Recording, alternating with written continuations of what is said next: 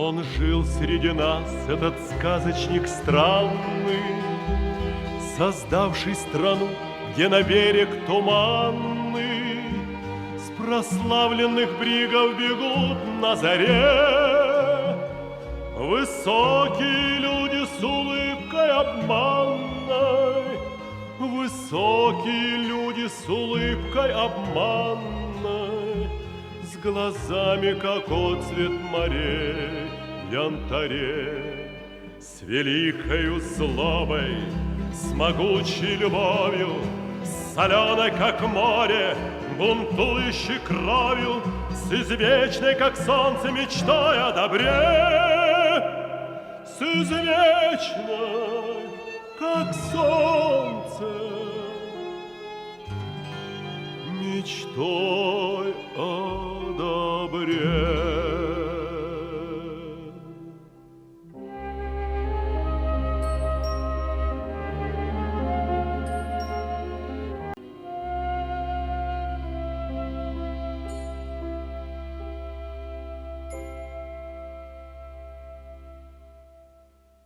Я был в неизвестном городе, чувство, которое я особенно люблю. Но кроме того, он предстал мне в свете торжества. И я шел не торопясь, погрузясь в заразительную яркую суету происходящего.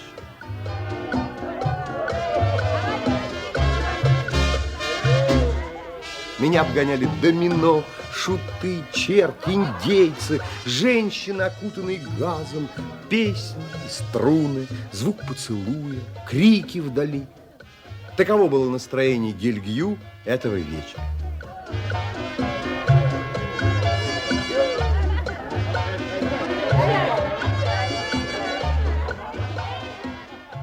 Неподалеку виднелась площадь. Туда стремилась толпа. Через головы, перемещавшиеся впереди меня, я увидел статую, возвышающуюся над движением.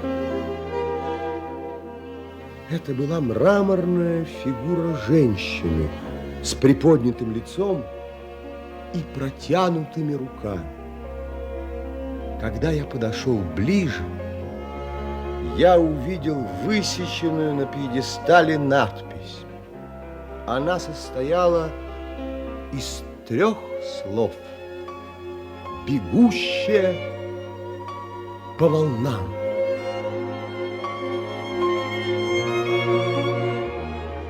Ее лицо было не тем, какое я знал, но все же я сразу узнал ее. Все линии тела девушки, приподнявшей ногу, в то время как другая отталкивалась, были отчетливы и убедительны. Ее лицо улыбалось. Тонкие руки, вытянутые силой внутреннего порыва, были прекрасны.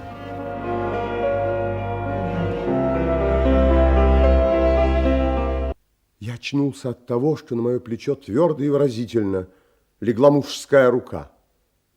Я обернулся и увидел 2 мужчин. Вы стоите уже около часа, не сходя с места. И это кажется нам подозрительным. Внимание приезжего к этому замечательному памятнику внушает вам опасение, как бы я его не украл? Я говорил вам, что вы ошибаетесь, Бафс. Прошу прощения, извините меня. А может быть, вы не прочь посидеть с нами? Наш табор недалеко. Вот он. Да, конечно, тут рядом. Соглашайтесь. Я оглянулся и увидел большой стол, вытащенный, должно быть, из ресторана, бывшего прямо против нас. Восседало вокруг него человек 10. Не желая упускать случая понять происходящее, я подошел к столу с новыми своими знакомыми. Мы привели новообращенного. Вот, пожалуйста. Позвольте представиться, Томас Гарвей. Он стоял у памятника, как на свидании, не отрываясь и созерцая. Да, мы очень рады вам. Садитесь. Садитесь. Ешьте, пейте. Слушайте, это интересно. Благодарю Слушайте, вас. вам будет это очень интересно. Итак, я рассказываю легенду об основании города. Ну, тихо, тихо, слушай. Первый дом построил Вильям Гоббс, когда был выброшен на отмели среди скал. Совершенно верно, так было. Корабль бился в шторме, когда капитан увидел прекрасную молодую девушку, вбежавшую на палубу вместе с гребнем волны. «Зюит, зюит, ост и 3/4 румба», сказала она. Да нет. Вернее, разговор был такой, слушайте. С вами говорит Фрейзи Грант. Не пугайтесь и делайте, что скажу. «Зюит, зюит, ост и 3/4 румба». Но я же сказал это. Так вот, все спаслись, а она, конечно, исчезла. Так началась жизнь первых колонистов, которые нашли здесь плодородную землю, прекрасный климат. Они умерли лет 80 назад. А корабль, на котором плыл Гоббс, назывался «Бегущая по волнам».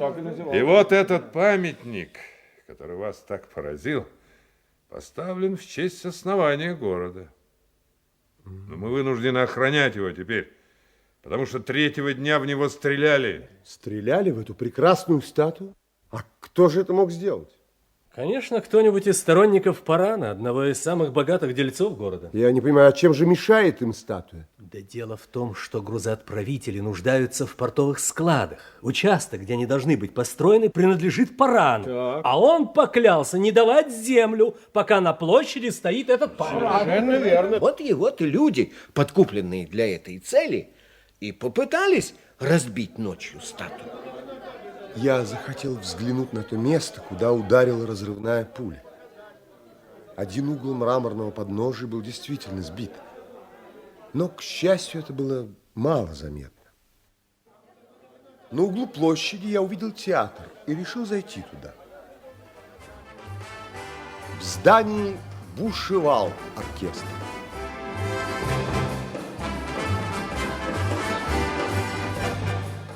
Мелькали веера, цветы, маски. Я поднимался в большое фойе. В эту минуту танцы прекратились, смолкла и музыка. Из противоположных дверей навстречу мне шли двое. Высокий морской офицер с любезным крупным лицом, которого держала под руку девушка в полумаске. Меня как бы охватило ветром. Вздрогнув, я пошел им навстречу. Сомнений не было, это была Биче Сенниэль. И я это знал теперь так же верно, как если бы прямо видел ее лицо.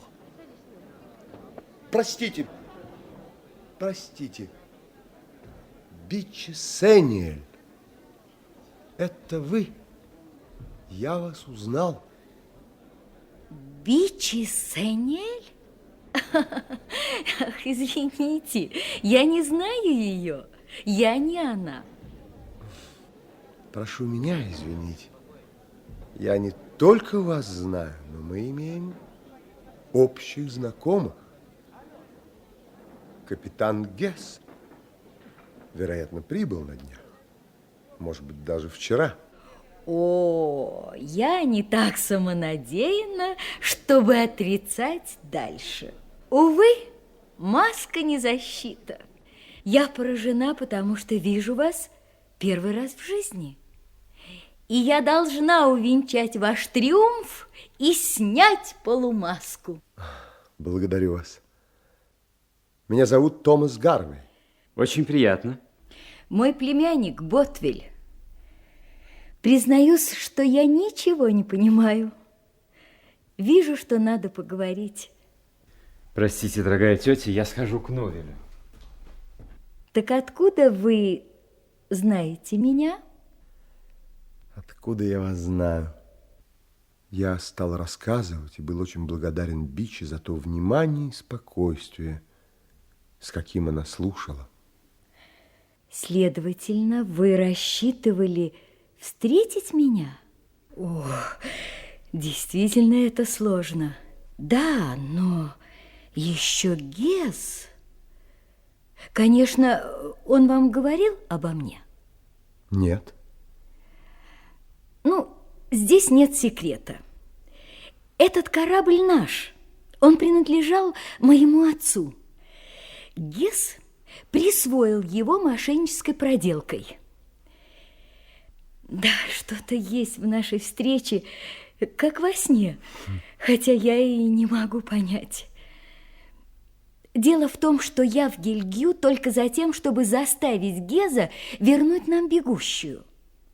Отец думает, что Гез желает денег, но он не денег хочет. Здесь замешана я. Вы? Да, это тянется долго и до крайности надоело. В последнем письме прямо было сказано, что он удерживает корабль по навязчивой мысли и предчувствию. Предчувствие в том, что если он не отдаст обратно бегущую, моя судьба будет сделаться его женой. Да, он такой. Это странный человек. В Лисе я разминулась с Гезом всего на 1 день и поехала прямо в Гельгю, так как все равно он здесь должен быть. Теперь я готова удивляться решительно всему, что столкнуло нас с вами. Я удивляюсь также своей откровенности. Это не в моем характере. Я, кажется, разволновалась. Вы знаете легенду о Фрезе Грант? Легенду? Знаю. Ведь это бегущая. Оригинальный город Гельгю. Я очень его люблю. Строго говоря, мы с Эниэли герои праздника. У нас есть корабль с этим названием «Бегущая по волнам». Кроме того, моя мать родом из Гельгю. Она прямой потомок Вильямса Гоббса, одного из основателей города. А вот и Ботвель. Мы едем, Бичи? Да-да. Вы будете у нас? Я даю вам свой адрес и приглашаю к обеду завтра. О, благодарю вас. До свидания. До свидания.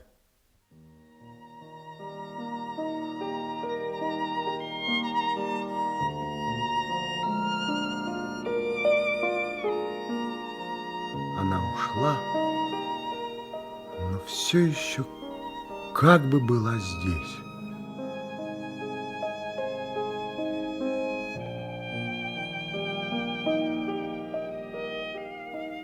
Я вдруг понял, как дорога мне эта лишь теперь знакомая девушка.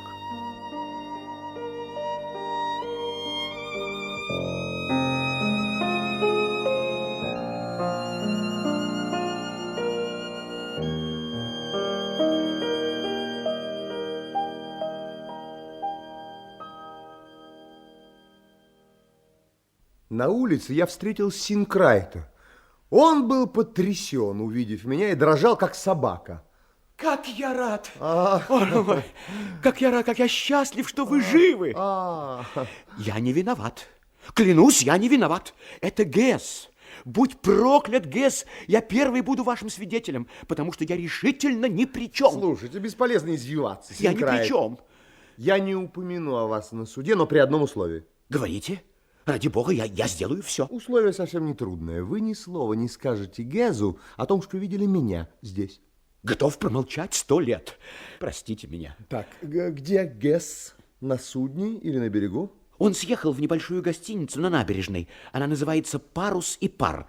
Если вам угодно, я проведу вас к нему. Думаю, что разыщу его сам.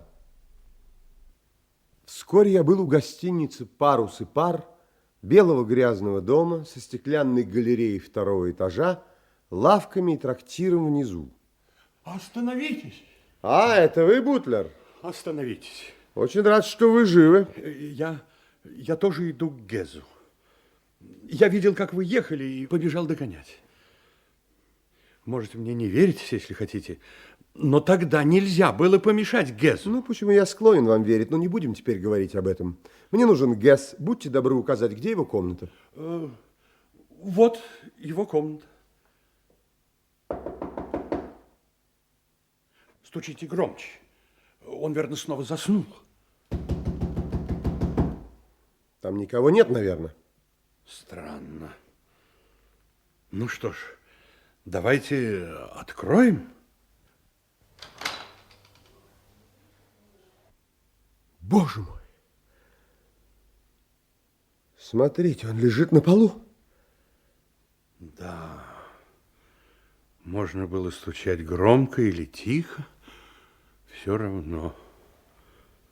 Пуля в лоб. Точно так, как вы хотели. Он лежал на спине у стола посреди комнаты. На нем был белый костюм. Рана над переносицей слегка припухла. За головой Геза валялся револьвер. Окно было раскрыто. Ну что же, следует идти звать, объявить, что капитан Гесс убит. Убит или застрелился. Он мертв.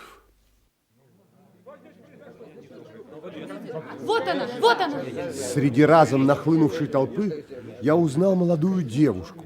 Она была тесно окружена и внимательно, осторожно, спокойна. Это была Биче Сениэль. Эти люди мне неизвестны. Я понял. Она хотела, чтобы я ее не знал. Стало быть, имела к этому причины. Я спросил Биче взглядом. Нет, сказали ее ясные, строго покойные глаза. И я понял, что мой вопрос просто нелеп. Мы задержали ее, когда она сходила по лестнице. Вот тоже скажет жена. Да-да-да. Эй, хозяин, Гарден! Подождите, подождите, вот идет комиссар. Кем обнаружен труп? Нами, комиссар. Мое имя Томас Гарвей. Я помощник убитого. Меня зовут Элиас Бутлер. Мы пришли вместе, постучали, вошли, увидели. Так оно и было, комиссар. Кто хозяин? Я?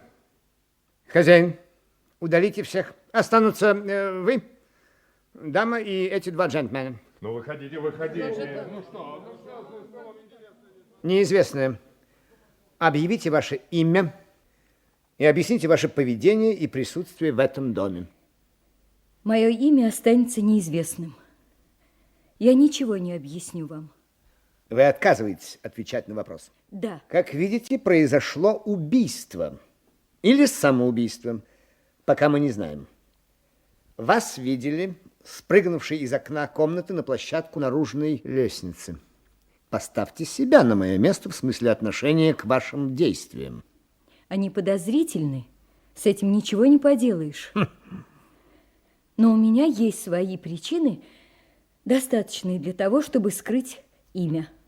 Если не будет открыт убийца, я, конечно, буду вынуждена дать свое, очень несложное показание.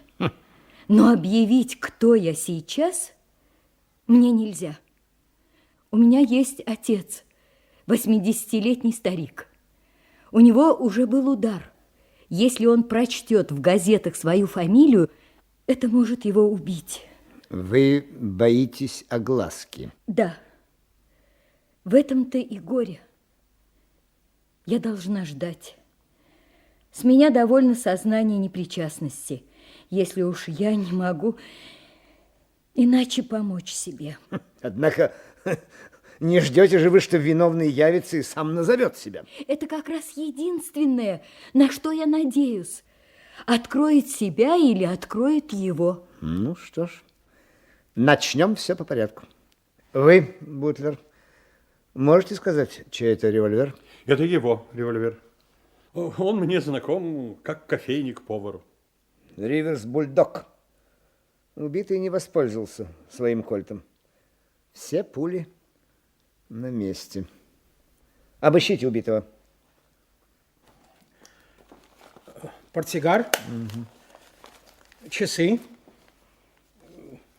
И вот пачка ассигнаций толстенная. Да. Он не был ограблен. Здесь 1005 фунтов. События оборачивались все более в худшую сторону для Бича. Теперь ваша очередь. Я твердо решил, сколько будет возможно, отвлечь подозрения на себя. И откровенно рассказал комиссару, как поступил со мной Гесс в море. Дело в том, комиссар, что я шел к Гезу с целью требовать удовлетворения. Объявляю впредь до выяснения дела арестованными неизвестную молодую женщину, отказавшуюся назвать себя, Томаса Гарвея и Элиаса Бутлера. Одного Бутлера. Элиаса Бутлера. Что это значит? Я убил Геза. Элиас Бутлер, сознавшийся при свидетелях, садитесь. Садитесь и изложите, как было совершено преступление. Я расскажу все, так как иначе не будет понятен случай с убийством Геза. Это случай. Я не хотел его убивать. Я молчал, потому что надеялся для барышни на благополучный исход ее задержания. Оказалось иначе. Я увидел, как сплелось подозрение вокруг невинного человека. Объяснения она не дала, следовательно, ее нужно арестовать. Но я не мог остаться под лицом. Надо было сказать. Благодарю вас. Вы честный человек, и я, если понадобится, помогу вам. Должно быть, понадобится. Ну, надо говорить все. Итак, мы прибыли в Гельгию с контрабандой из Дагона. 400 ящиков нарезных железных болтов. Желаете посмотреть, что внутри? Опиум. Заказные формы. Кто же изобрел такую уловку? Все дело вел Гесс. Это его связи, и я участвовал в операции лишь деньгами. Стоило рискнуть. Но когда мы прибыли, Гесс сказал, что цена товара упала. У сведущего человека я узнал, что Гесс меня обманул. Цена держится крепко. Я отправился к нему домой. Постучал. Ответа я не получил. Увидел, что дверь не заперта, и вошел. Вдруг я услышал шаги Геза, который сказал кому-то: она должна явиться немедленно. Я подумал, что слова Геза относятся к одной пожилой даме, с которой он имел дело по продаже опия. Не могло представиться лучшего случая узнать все. Ну, я быстро проник в шкаф. План был очень прост. Услышать, что говорит Гесс с дамой-агентом, и, разузнав точные цифры, явиться в благоприятный момент. Вошел Гесс, и тут же кто-то постучал в дверь. Быстро кинувшись ее открыть, он закричал: «Как? Может ли быть? Входите же скорее и докажите мне, что я не сплю!»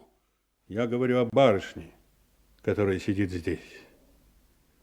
Мне нет больше причин скрывать свое имя. Меня зовут Бичи Санель. Я пришла к Гезу условиться, где встретиться с ним относительно выкупа корабля, бегущего по волнам. Подробности я расскажу после. Ну, барышня сама расскажет, что произошло между ними. Я чувствовал себя так гнусно, что забыл о деньгах. 2 раза я хотел ринуться из шкафа, чтобы прекратить безобразие. Гесс бросился к двери, запер ее на ключ. Тогда барышня вскочила на окно и спрыгнула вниз на ту лестницу. Я решил выйти и не боялся нападения, так как со мной был мой револьвер. Увидев меня, он закричал: «Убью, как собаку!» и схватил со стола револьвер. Тут бы мне и конец. Я закричал, как он, и увидел его лоб. Не знаю, кажется мне это, или я где-то слышал действительно, я вспомнил странные слова. Он получит пулю в лоб. И мою руку без прицела вместе с движением и выстрелом повело куда надо, как магнитом. Гесс уронил револьвер и упал. Некоторое время я не мог двинуться с места. Но надо было уйти. Я открыл дверь и на носках пробежал к лестнице. Тут я увидел Гарви. И узнав, что он идет к Гезу, я решил, что если теперь есть на меня какие-нибудь подозрения, лучше всего будет войти теперь же с Гарвием. Я думал, что барышня уже далеко. Дайте вашу руку, Бутлер. Вы тоже не виноваты. А если и были виноваты, невиновны теперь. Должна говорить я, комиссар. Желаете дать показания наедине? Только так. Элиас Бутлер, вы арестованы. Томас Гарвей, вы свободны и обязаны явиться свидетелем по вызову суда. Я жду вас в 7 часов. В гостинице меня ждала записка от Дейзи. Послезавтра Нерок уходит в обратный путь. Я надеюсь попрощаться Послезавтра с Нерок вами. уходит в обратный путь. Благодарю за книги. Я хотела быть скромной. Я надеюсь попрощаться с вами. Благодарю за книги. Я хотела быть скромной, но не могу. Мне нужно вам очень много сказать. Эта милая и простая записка Дейзи была как ее улыбка. Я решил отправиться на Нерок. Но не тронул ли я чем-нибудь эту ласковую и милую девушку? Мне было горько опасаться, что она, по всей видимости, думала обо мне больше, чем следовало в ее и в моем положении. Я разыскал Нерок, стоявший, как указала Дейзи в записке, неподалеку от здания таможни, и поднялся по трапу. Можно? Войдите. Добрый день, Дейзи. Я знала, что вы придете. Вот.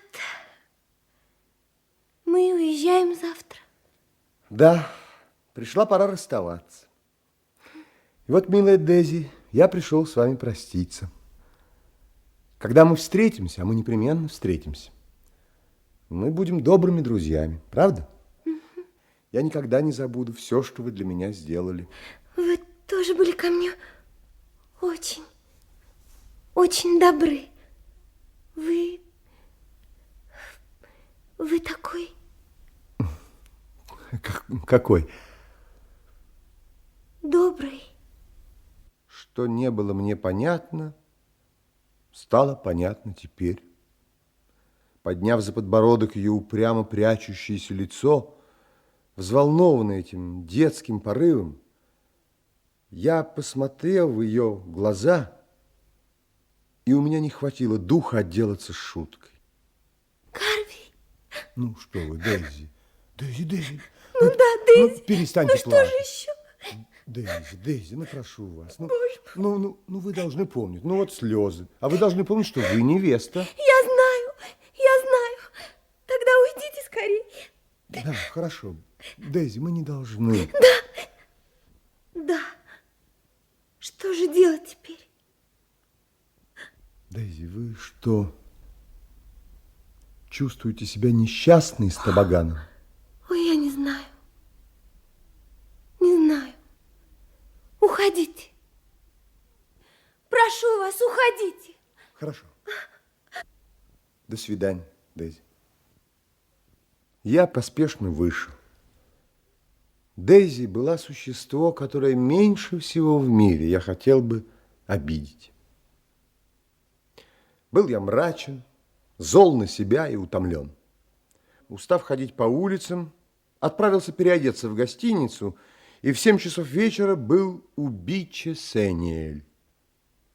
Вместе с Ботвелем мы решили сразу же отправиться на бегущую.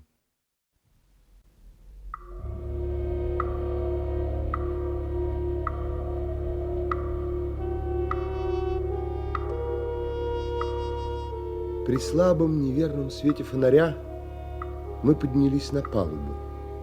Наконец-то.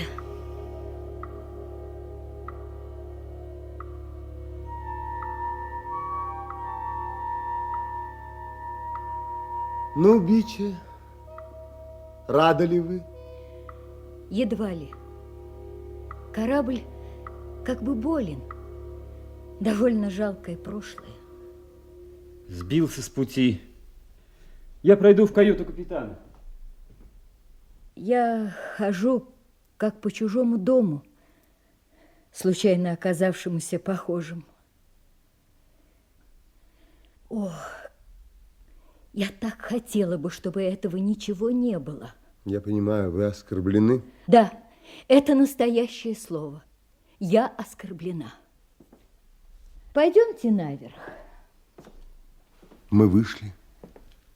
Я ждал, куда она поведет меня. Ждал с волнением и не ошибся. Бича остановилась у трапа. Тогда ночью вы отсюда за борт и один. Почему один? Боже! Кровь хлынула к сердцу. Я вспомнил, о чем предупреждала меня Фрези Грант, но было уже поздно. Гарвей, скажите мне правду. Я не лгал вам, Бичи, я не лгал, но я умолчал. Да, я был не один, Бичи. Я был свидетелем вещей, которые вас сейчас поразят. В лодку, неизвестно как появившись на палубе, вошла и села Фрези Грант, бегущая по волнам. Гарвей, говорите тише. Я слушаю. И я рассказал Бичи о том, что сказала мне Фрези Грант, как она была и ушла. Я не умолчал также о запрещении говорить ей, Бичи. Не говорить мне? Это надо понять. Но отчего вы сказали? Вы должны знать, отчего. Бич. Гарвей, с вами раньше никогда не случалось таких вещей? Нет, Бич, вы не верите мне никогда. А голос, который вы слышали, играя в карты? Но это был один единственный раз. Слишком много для одного дня.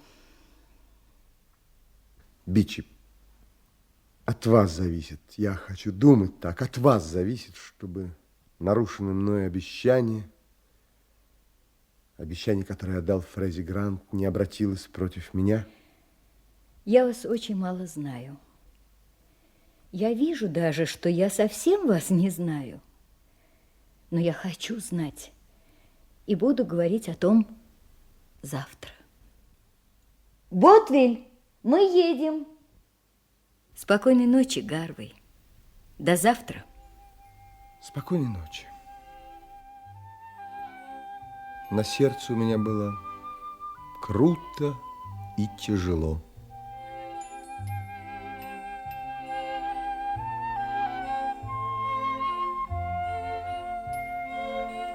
Я посмотрел вслед экипажу и пошел к площади, думая о разговоре с Бичем. Мне был нужен шум толпы.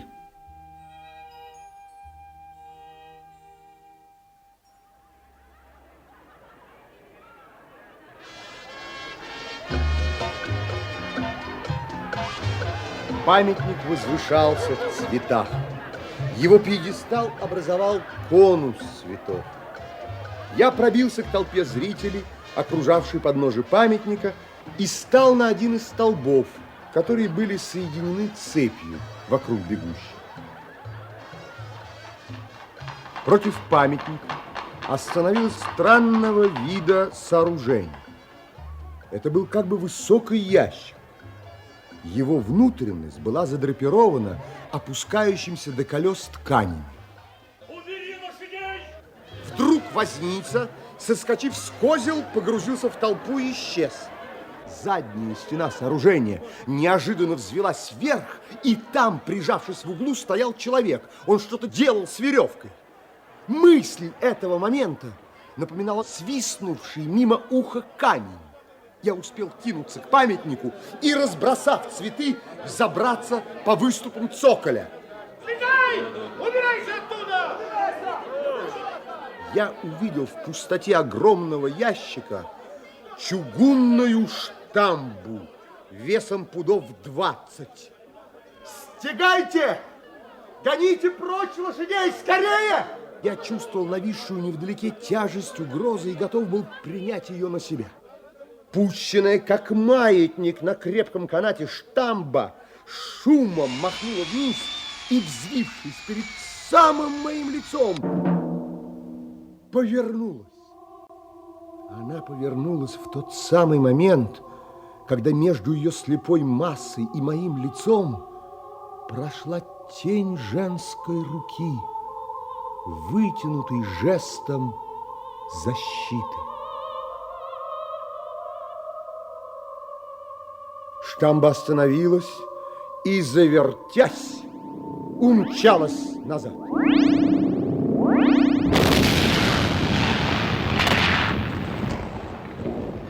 Обратный удар был ужасен. Сооружение качнулось и рухнуло. Это люди Парана! Это его рук дело! Весь дрожа от нервного потрясения, я сбежал вниз и прежде всего взглянул на статую Фрези Грант. Она была прекрасна и невредима.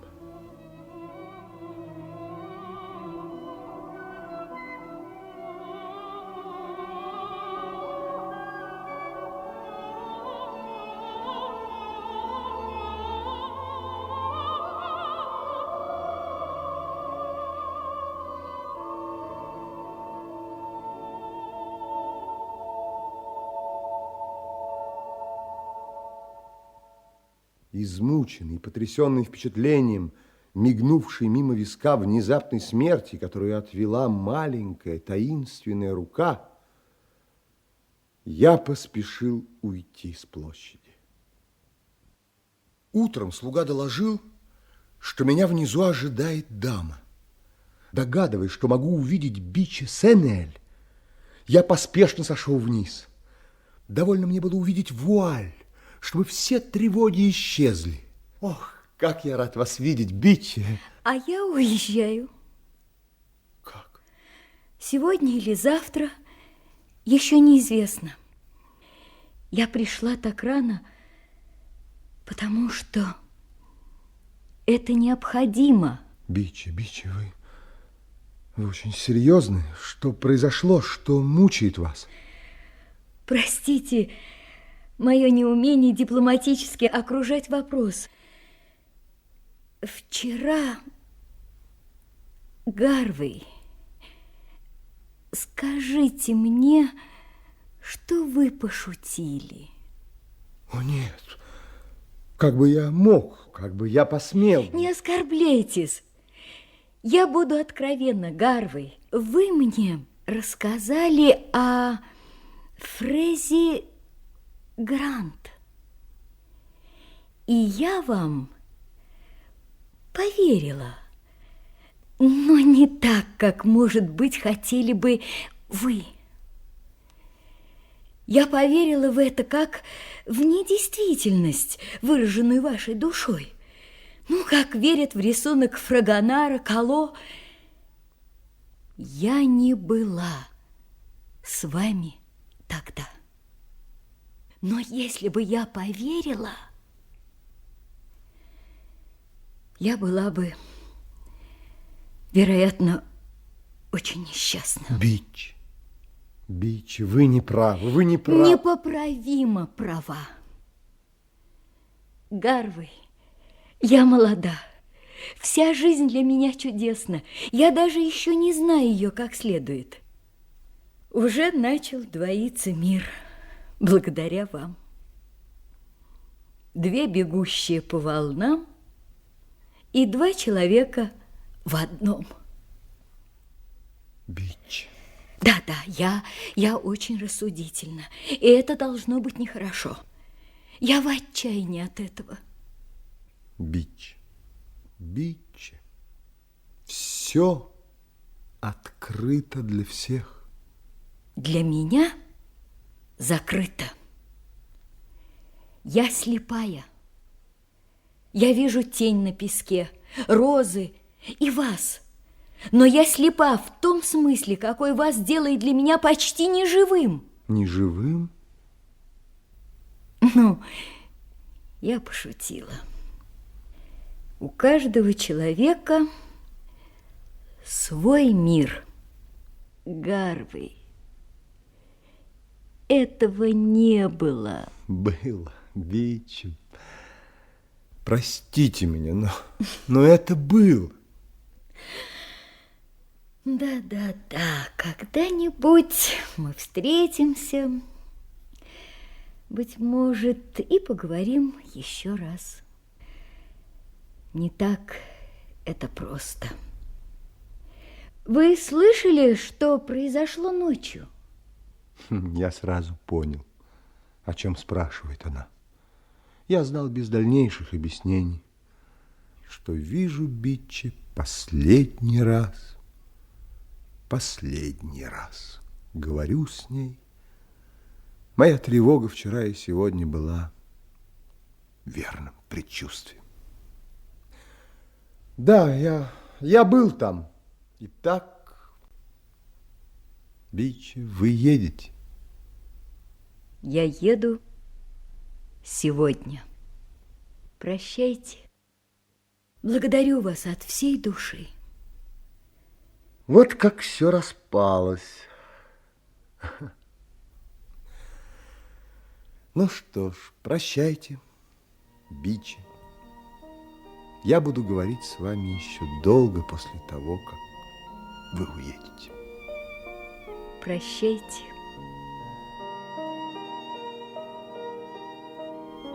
Она вышла. Некоторое время я стоял бесчувственный к окружающему, не имея сил, ни желания снова начать жить.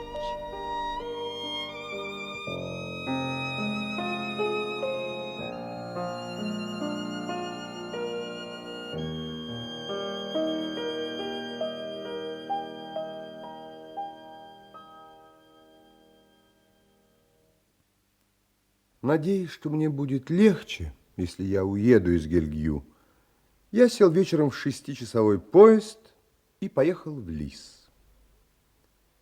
С болью я вспоминал о Биче, пока воспоминание о ней не остановилось, приняв характер печальной и справедливой неизбежности.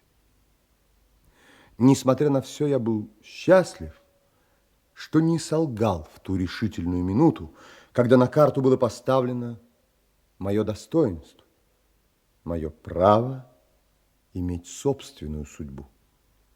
Что бы ни думали об этом другие. И я был рад также, что Бичи не поступилась ничем в ясном саду своего душевного мира, дав моему воспоминанию тем самым искреннее восхищение, какое можно сравнить с восхищением мужеством врага, сказавшего опасную правду перед лицом смерти. Я признавал внутреннее расстояние между мною и ею взаимно законным и мог бы жалеть лишь о том, что я иной, чем она, или что она иная, чем я. Образ Бичи, который постепенно становился прозрачен, начинал утрачивать власть. а неизвестно где находящаяся Дейзи была реальна, как рукопожатие, сопровождаемое улыбкой и приветом. Я ощущал ее личность так живо, что мог говорить с ней, находясь один, без чувства странности или нелепости. В один из своих приездов в Леге я остановился перед лавкой, на окне которой была выставлена модель каравеллы времен Васко де Гама. И вдруг она исчезла. Исчезло все – улица и окно. Чьи-то теплые маленькие руки, охватив голову, закрыли мне глаза. Я стоял уже догадываясь, что сейчас будет. Кто же это такой? Бегущая по волнам. Дейзи. Здравствуйте, Дейзи. Простите мою дерзость. Вы испугались? Что вы, Дейзи, я счастлив вас видеть. Я очень виноват перед вами. Ай, ну что вы. Я взял ее руку, а она привстала на цыпочки и, ухватясь за мои плечи, поцеловала меня в щеку. Я вас люблю, Гарви. Вы будете мне как брат, а я ваша сестра. Ой, как я хотела вас увидеть. Я многого не договорила. Вы видели Фрейзи Грант. Вы боялись мне сказать это. С вами это случилось. Дух мой просто захватило при мысли, что моя догадка верна. Ну, теперь признавайтесь, что это так? Это так, Дейзи, да. Но сейчас я хочу вас спросить о другом. Простите мою нескромность. Вы одна здесь, в Леге? Я одна. И я не знаю, где теперь Табаган. Он очень обидел меня. Может быть, и я обидела его, но это дело уже прошлое. Я ничего не говорила ему, пока мы не вернулись сюда, в Леге. И здесь сказала. И сказала так же, как отнеслись вы. Мы оба плакали с ним. Потом Табаган уехал. Вот. Что вы здесь делаете? И сделалась ли у вас жена, которую вы искали? Ой, простите меня. Язык мой, враг мой. Но вы меня вспоминали немного. Дейзи, разве вас можно забыть? Я ужаснулся при мысли, что мог никогда не встретить ее. Да, Дейзи, у меня, как вы сказали, сделалась жена. Вот теперь. Дейзи, я люблю вас. Я любил вас всегда, сам не зная того. Эта любовь к вам шла вслед другой любви, которая пережилась и окончилась. Гарри, милый мой, сердце мое, я исправлюсь, я буду сдержанной, но только теперь надо 4 стены. Я не могу не поцеловать вас, не пройтись колесом. Уйдем отсюда. Дейзи! Ничего, пусть будет нам хорошо.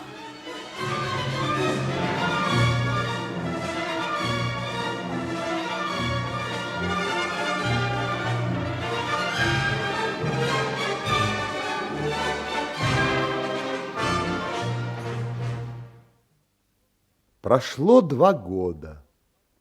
Вечер.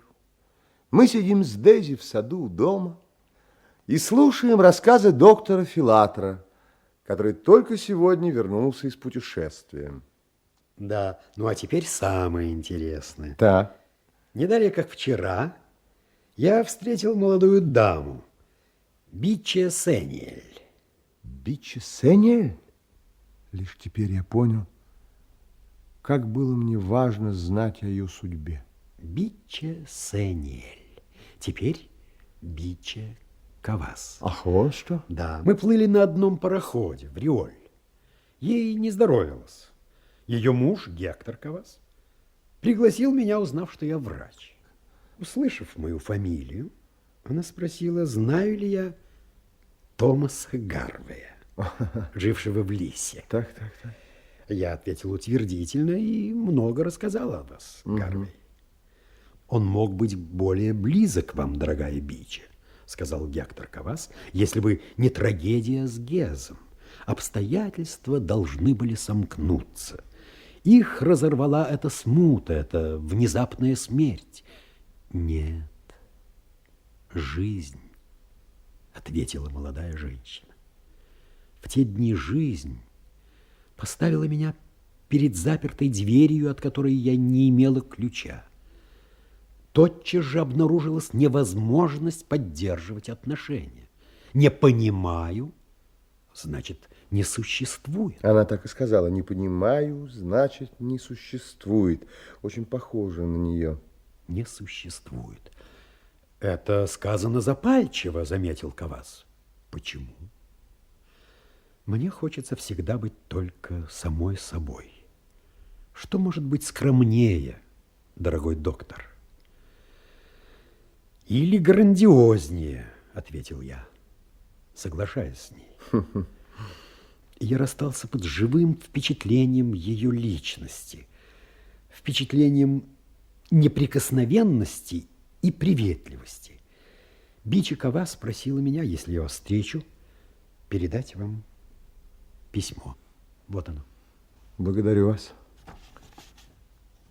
Будьте счастливы. Я вспоминаю вас с признательностью и уважением. Биче Кавас. Только-то? Я ожидала большего. Я ожидала, что в письме будет признано право и счастье моего мужа видеть все, что он хочет, и видеть там, где он хочет. И теперь я скажу за всех. Томас Гарвей, вы правы. Я сама была с вами в лодке и видела Фрези Грант, девушку, не боящуюся ступить ногами на бездну. Видела, как и она видит то, что не видят другие. А то, что она видит, дано всем. Возьмите его. Фрези Грант, ты есть, ты бежишь, ты здесь. Скажи нам: добрый вечер, Дези. Добрый вечер, Филатр. Добрый вечер, Гарвей. Добрый вечер. Ну вот. Добрый вечер и тебе, Фрези. Добрый вечер, друзья! Не скучно ли на темной дороге? Я тороплюсь, я бегу,